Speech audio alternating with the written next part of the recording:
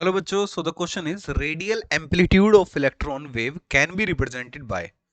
Okay, so the question is from बेटा Schrodinger wave mechanical model.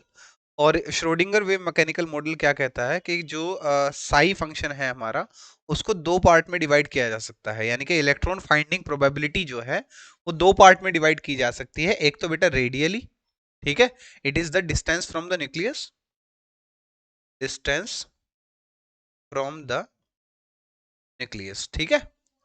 और दूसरा है बेटा एंगुलरली, ठीक है, थीटा एंड फाई,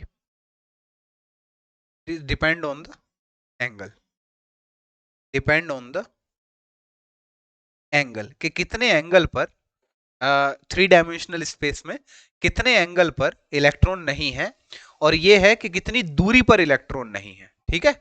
ये बताता है श्रोडिंगर वेव इक्वेशन कि रेडियली हम दो चीज से देख सकते हैं। जैसे हम मान लीजिए हम एटम के अंदर बैठे हैं, फॉर एग्जांपल आप ये सपोज करें कि आप एटम के अंदर न्यूक्लियस पर बैठे हैं, तो आप दो तरीके से डिफाइन कर सकते हैं कि इलेक्ट्रॉन कहां पर नहीं है। एक तो आप बता सकते हैं कि मैं जहां बैठा हूं न्यूक्लियस पर, उससे इतनी दूरी पर इलेक्ट्रॉन नहीं है ना, तो वो एक रेडियस हो गई, तो वो हमारी रेडियली हम उसको देखेंगे। और दूसरी चीज हम देखेंगे कि कितने एंगल पर वो जो है स्थित है, कितने एंगल पर हम देखेंगे कि इलेक्ट्रॉन नहीं है। तो इसको दो पार्ट में डिवाइड किया गया है बेटा। साई फंक्शन को हम लोग दो पार्ट में डिवाइड करते हैं, एक रेडियली और एक एंगल के बेसिस पे।